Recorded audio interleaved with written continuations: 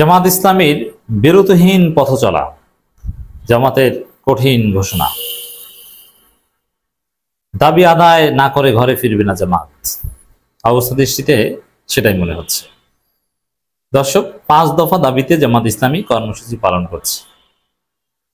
তাদের কর্মসূচি এক ধাপ শেষ হতে না হতেই আর এক ধাপ এসে যাচ্ছে, মানে বিরতিহীন পথ চলা। জামাত চরমনাই, শুধু জামাত একা না, জামাত চরমনাইয়ের বিরতিহীন পথ চলা চলছে, চলবে, কোনো থামাথামি নেই, পয়েন্ট অফ নো রিটার্ন।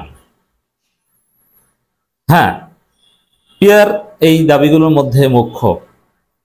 এখন পিয়ার থেকে যদি জামাতকে সরাতে হয়, বাকিগুলো পূরণ করে জামাতকে কনভিন্স করতে হবে, চরমনাইকে কনভিন্স করতে হবে। রাজপথে যেভাবে জোরালোভাবে জামাত নেমেছে এবং যতটা সিরিয়াস, এটা নিয়ে একটা দফা করতেই হবে। এটা এমন না যে রাজপথে আন্দোলন করছে ও এক পর্যায়ে এমনিতেই থেমে যাবে, না, বিরতি নন স্টপ কর্মসূচি চলছে, মানে সিরিয়াস। আপনারা জানেন ডিসির কাছে স্মারকলিপি দেয়া, নানান কর্মসূচি জামাতের ছিল, সেটা জামাত পালন করেছে এবং সফল কর্মসূচি। জামাতের কর্মসূচিগুলো দেখে সরকারের ধারণা করা উচিত বা স্পষ্টত তাদের কনক্লুশন ড্র করা উচিত যে মানুষ জামাতের এই দাবির বাস্তবায়ন চায়।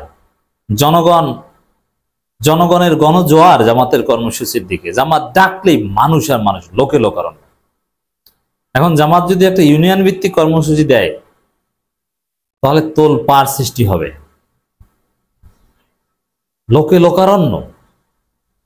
একদম সর্বসাধারণ জামাতের এই দাবির সাথে একমত।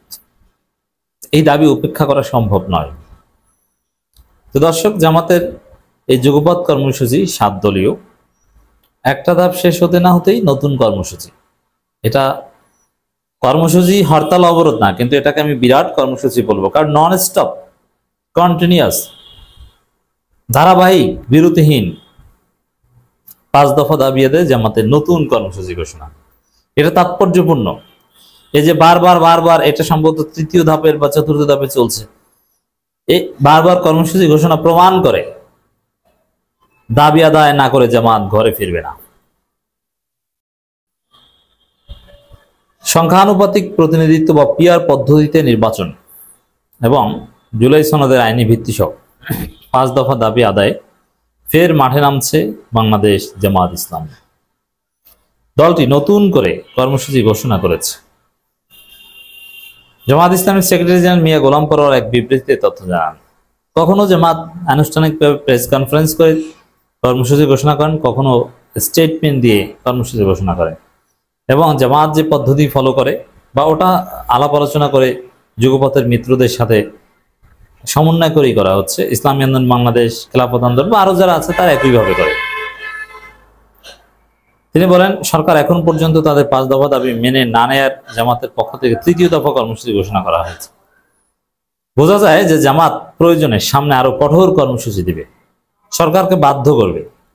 জামাতের এই সুসময়ে, জামাতের ইতিহাস সবচাইতে জনপ্রিয় সময়ে কোনো দাবি করে ব্যর্থ হয়ে ঘরে ফিরবে না জামাত। ব্যর্থ হওয়ার জন্য এই দাবি নিয়ে রাজপথে জামাত নামেনি। দুঃসময়ে জামাত পিছু হটেনি, আর সুসময়ে ফল না খেয়েই, ফল না পেয়েই ঘরে চলে যাবে। এবং ইতিহাসের সবচেয়ে জনপ্রিয় সময়, বাংলাদেশের এই মুহূর্তে সবচেয়ে জনপ্রিয় দল জামাত ইসলামী, তারা ফল না নিয়ে ঘরে যাবে না। বিবৃতি অনুযায়ী 14 অক্টোবর মঙ্গলবার রাজধানী ঢাকা সহ, এবং দেখেন বিরতি নাই, কিন্তু একদম স্বল্প সময়ের ব্যবধানে। এমন না যে শুধু ছুটির দিনে কর্মসূচি, না, অফিস দিত। রাজধানী ঢাকা সহ দেশের সব বিভাগীয় শহর এবং 15 অক্টোবর বুধবার সব জেলা শহরে মানববন্ধন হবে।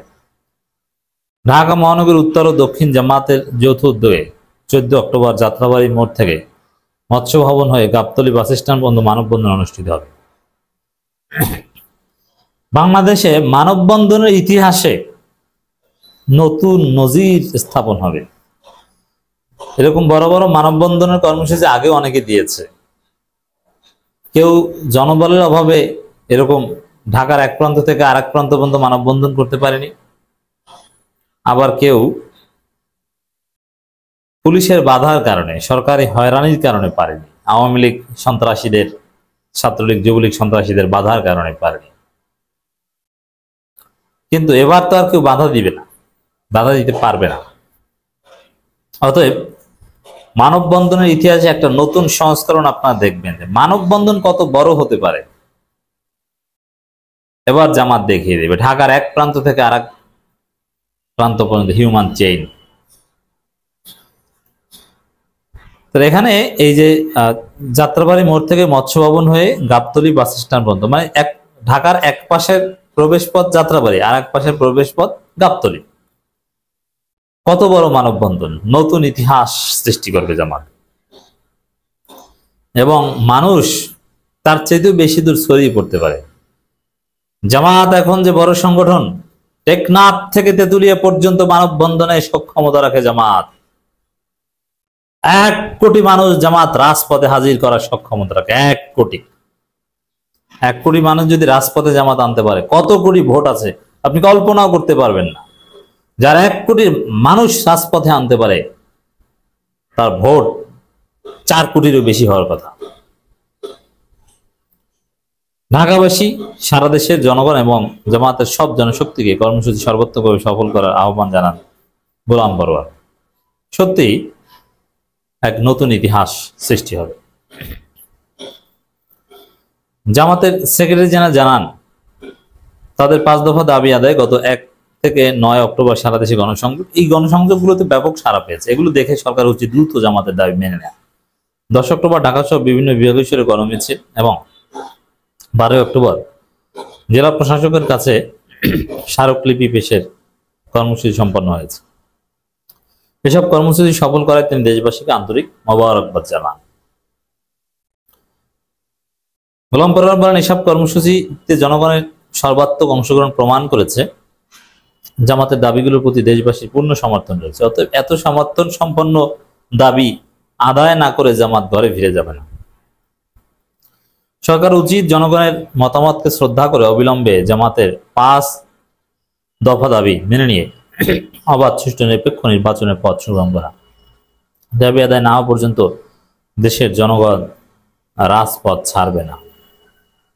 অতএব দাবি আদায় করেই জামাত ঘরে ফিরবে। 5 দফা আপনাদেরকে স্মরণ করিয়ে দিই দর্শক, যারা জানেন না। জুলাই জাতীয় সনদ